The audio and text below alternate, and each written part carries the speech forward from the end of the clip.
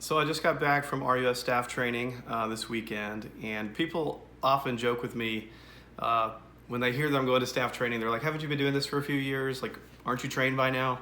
Didn't you go to seminary?" And all of that is true. Like, hopefully, to some degree, I understand the basics of how to do RUF at this point.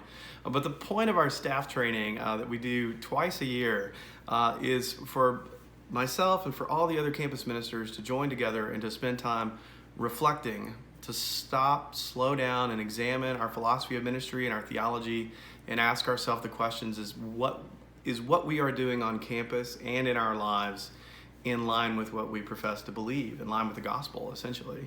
And I cannot tell you how valuable it is to me to do this year after year, to spend time with fellow campus ministers and staff, sharing with one another, encouraging each other, praying for each other, and just having the space to be together, as well as outside speakers that RUF consistently brings in for us, who continue to train us and teach us new concepts and new ideas and new reflections that are not necessarily new information, but are reminders and refreshers and encouragements to us. And that's what I got to experience this past week in Dallas.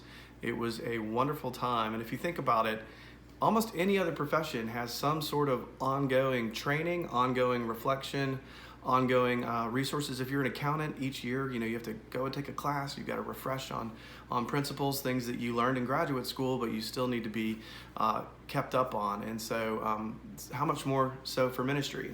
3 years in St. Louis learning Greek and Hebrew in my mid-20s was not enough for me to stay the course of ministry for life. And so RUF recognizes that, and so they give us this gift, but really you, as our partners and supporters, you have given that to me. It's this tremendous gift through the years that I'm able to go. It's a tremendous privilege, and I really don't know any other ministry or any other pastor who gets to do something like that.